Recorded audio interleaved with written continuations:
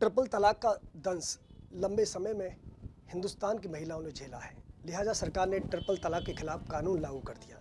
ऐसे में देश की आधी आबादी को एक उम्मीद जागी कि अब शायद ट्रिपल तलाक के चलते हमें अत्याचार सहना नहीं करना पड़ेगा। लेकिन जयपुर में एक बेहद संवेदनशील गंभीर तस्वीर सामने आई है, जब पति ने अपनी पत्नी को इसलिए तलाक दे दिया कि वो उसको बेटी होना गवारा नहीं था, और वो भी तमाम कानूनी प्रक्रियाओं को धता बताते हुए तलाक तलाक कहा।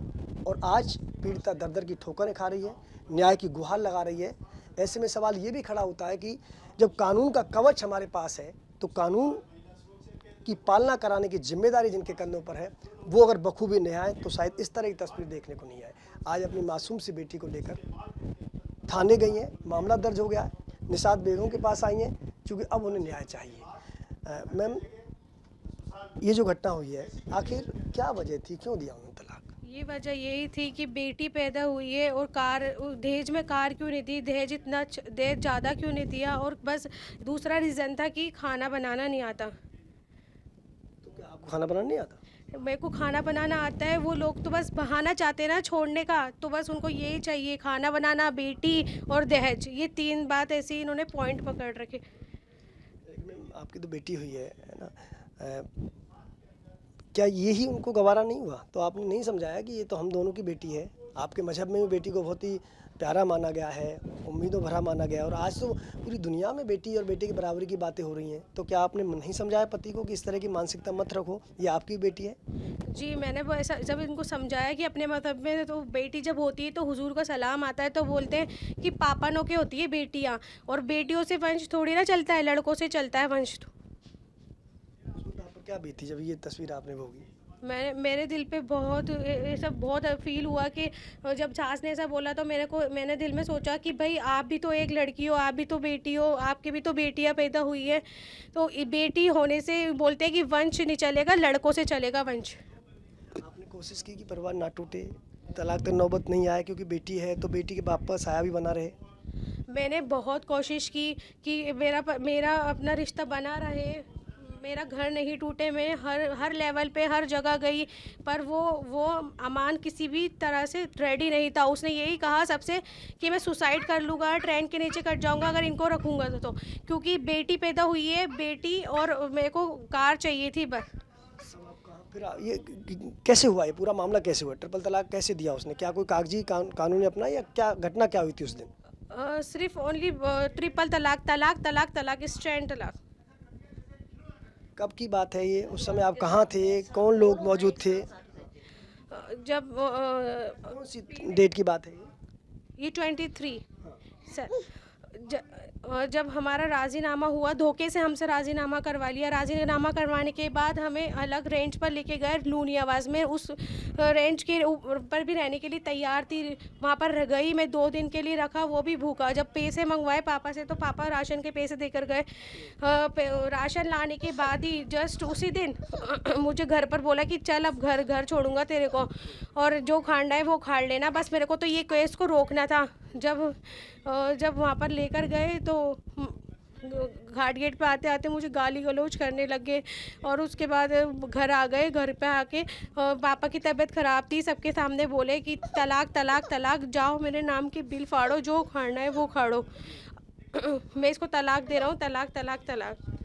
अब ये मेरी छोटी सी बच्ची है, मैं इसको लेके कहाँ पर जाऊँ? 1 ईयर्स, 1 साल की है सिर्फ। मुझे सिर्फ इंसाफ चाहिए प्लीज़।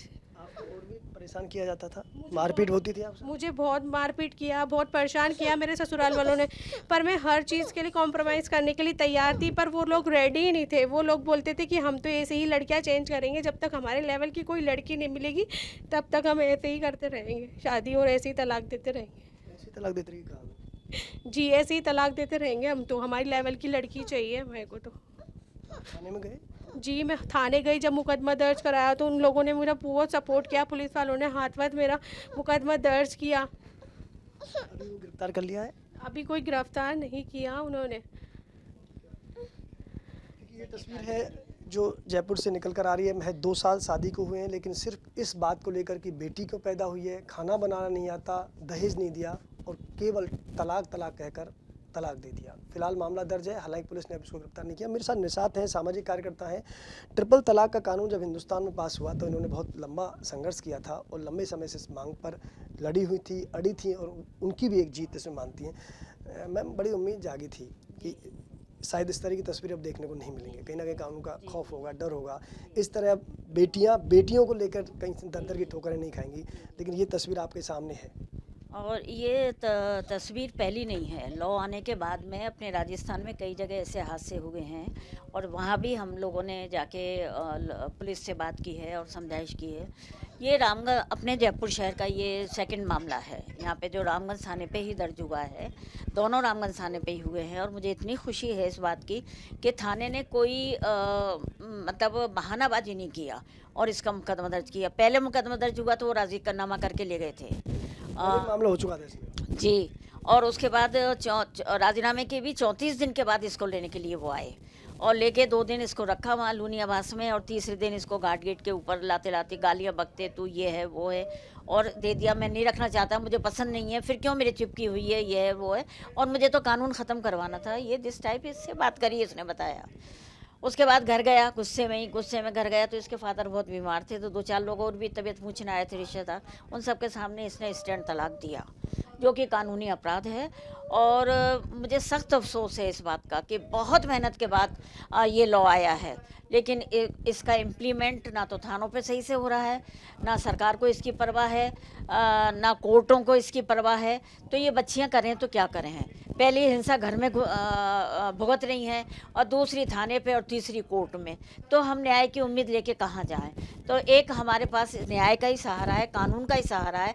अगर वो टूटता हमको नज़र आएगा तो हमें कहीं ना कहीं बहुत तकलीफ पहुंच रही है इसकी। लेकिन मुझे खुशी है कि सभा के केस में रामगंज थाना कम से कम दृढ़ होकर खड़ा है और इसको सपोर्ट कर रहा है। इसके लिए मैं उनको मुबारकबाद देना चाहती हूँ। आप साथ खड़ी हैं, लेकिन ज़रूरत बहुत ज़्यादा है इनके साथ खड़े होने की। और भी हम बात कर लेते हैं, क्योंकि इनके माँ बाप भी साथ आए हैं, उनसे भी बात कर लेते हैं कि किस तरह की तस्वीर जो लगातार देख रहे हैं बेहद शर्मनाक है, गंभीर है। क्योंकि जो हालात बन रहे हैं, ये 2 उनके माँ बाप हैं दोनों, ये भी क्योंकि लगातार परेशान थे उस समय से ही, क्योंकि एक बेटी, कोई बाप ये नहीं देख सकता कि एक बेटी इस तरह दर दर की ठोकरें खाए, और वो भी तब जब देश में इस तरह कानून लागू हो गया। सर, आपसे हम जब बात कर रहे थे बेटी को लेकर, तो उन्होंने बहुत दिक्कतें की हैं, बहुत परेशान किया। बहुत सारा जापा हमने करवाया इसका। बच्ची का 2 महीने रखे और बाकी भगा दिया। तो घर वहीं ले जाओ, घर पे जाओ, घर पे जापा कराओ उसका। हाँ, जापा मैंने कराया, सारा डॉक्यूमेंट हमारे पास हैंगे।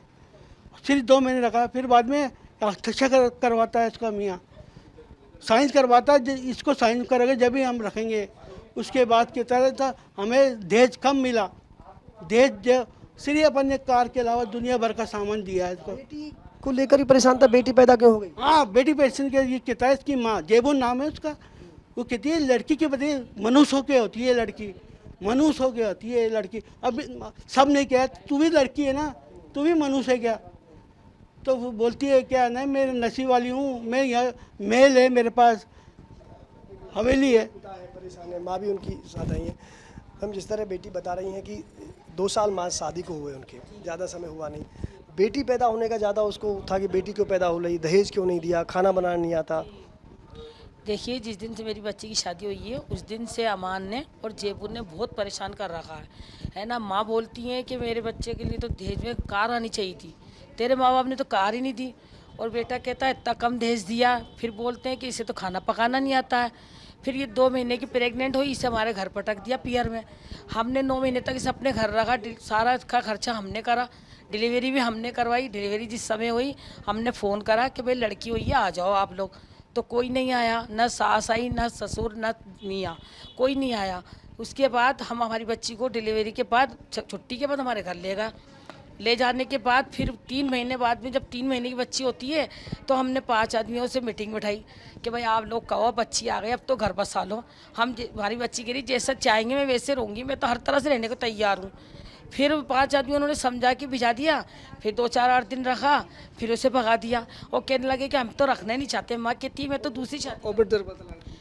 जी हाँ, फिर तलाक दे दी, कहते हम तो तलाक देते हैं। और सुनिए सर, और वो माँ कहती है मैं तो दूसरी शादी करूँगी मेरे बड़े लड़के की। तेरे लड़की हुई है और पापानों की लड़की होती है। है ना, और मैं दूसरी शादी करूँगी ताकि मेरे बच्चे की दहेज में कार आए। इस तरह की मानसिकता कि बेटी होने के लिए कह रहे हैं कि पाप इनके यहाँ बेटी होती है, ये तस्वीर जब है जब हिंदुस्तान में ट्रिपल तलाक का कानून लागू हो गया है, तो क्या ऐसे लोगों को कानून का खौफ नहीं है, ना मजहब का खौफ है? जिस बेटी को बड़ा पुण्य माना जाता है, जिस मजहब में बेटी पैदा होना अच्छा माना जाता है, ना उसका उनको खौफ है, ना कानून का उनको खौफ है। हाँ, मेरा नाम काजी जहार है और मैं नेशनल मुस्लिम वीमेंस वेलफेयर सोसाइटी में काम करती हूँ। हमारी ऑर्गेनाइजेशंस में ये काउंसलिंग के केसेस काफ़ी आते हैं और महिला सुरक्षा एवं सलाह केंद्र महिला थाना उत्तर पर भी ऑर्गेनाइजेशन का ऑफिस है। यहाँ जब हम देखते हैं या हम फील्ड में देखते हैं महिलाओं के साथ, सबसे बड़ी जो हमारी बदनसीबी है ना, वो ये है कि लोगों के अंदर इस्लाम की समझ ही नहीं है। ना वो कुरान को समझते हैं, ना उन्होंने कभी इस चीज़ को समझकर पढ़ा है। उन्हें ये नहीं पता कि इस्लाम उनसे क्या कह रहा है, इस्लाम की पूरी चीज़ें क्या हैं वो नहीं जानते। उनको तो ये पता है पुराने ज़माने से बाप दादा ऐसे करते हुए आ रहे थे, हम भी ऐसा ही करेंगे। ये सिर्फ अवेयरनेस की कमी है। अगर हर मर्द और हर औरत को इस्लाम की सारी चीज़ों की जानकारियाँ हो तो ये नौबतें नहीं आए, क्योंकि वो उनको मालूम हो कि तलाक़ कैसे देनी है, उसका अल्लाह ने क्या तरीका बताया है। उनको ये पता हो कि एक बीवी है तो उसके हक़ क्या हैं, किस तरह अदा करने, एक बच्चा है तो उसके क्या हकूक़ हैं, वो कैसे अदा करें। इंसान उस फ़िक्र में रहे। लेकिन अभी उनकी फ़िक्र क्या है, ये पसंद नहीं आ रही दूसरी को पसंद कर लो, मेहर देनी पड़ेगी, बच्चे को मेहर में दे दो। ये सब इस्लाम के ख़िलाफ़ बातें हैं, इस्लाम से इनका कोई ताल्लुक़ नहीं है। कानून के खिलाफ तो है, और जैसे कि बता रहे हैं काजी कि इस्लाम के खिलाफ भी है। मेरे सर बैठे हैं, रिटायरमेंट है पुलिस से। सर, आपने तो लगातार बहुत पास समझी से देखा किस तरह केसेज आते हैं, क्योंकि आप जैसा एक तबका था जो चाहता था कि हिंदुस्तान में ट्रिपल तलाक कानून आए ताकि जो दंश भुगत रही हो ना भुगतें। कानून भी आ गया, लेकिन फिर भी इस तरह की तस्वीरें सामने आती। मेरा नाम मोहम्मद फैयाज़ खान, रिटायर्ड पुलिस अधिकारी, जयपुर राजस्थान है। मैंने ईस्टर्न तलाक जब से शुरू हुआ है केस, जब ये सुप्रीम कोर्ट में चल रहा था, जब से मैं इन लोग नेशनल मुस्लिम वेलफेयर सोसाइटी की निशाद हुसैन फाउंडर के साथ संस्था में काम कर रहा हूँ और इसमें लड़ाई में पूरे में साथ रहा हूँ। मुझे इस बात का नॉलेज है कि राजस्थान ही नहीं पूरे हिंदुस्तान के अंदर ये ईस्टर्न तलाक का बहुत ज़्यादा चलत हो गया और थाने भी सारे फुल हो गए। जबकि राजस्थान के अंदर चारों दिशाओं में थाने खुले में, नॉर्थ साउथ ईस्ट वेस्ट, उसके बावजूद फुल हो गए। फिर राजस्थान सरकार ने महिला सुरक्षा केंद्र खोल दिए गए और थानों में भी काउंसलिंग चालू कर दी, महिला डेस्क। उसके बाद भी इतने केस आने लग गए कि तराएं मच गई। उसके बाद ये हुआ कि ईस्टर्न तलाक के लिए जो सुप्रीम कोर्ट ने आदेश दिए गवर्नमेंट ऑफ इंडिया को, उसके बाद लोकसभा में ये कानून पास हुआ और राज्यसभा में भी पास हुआ।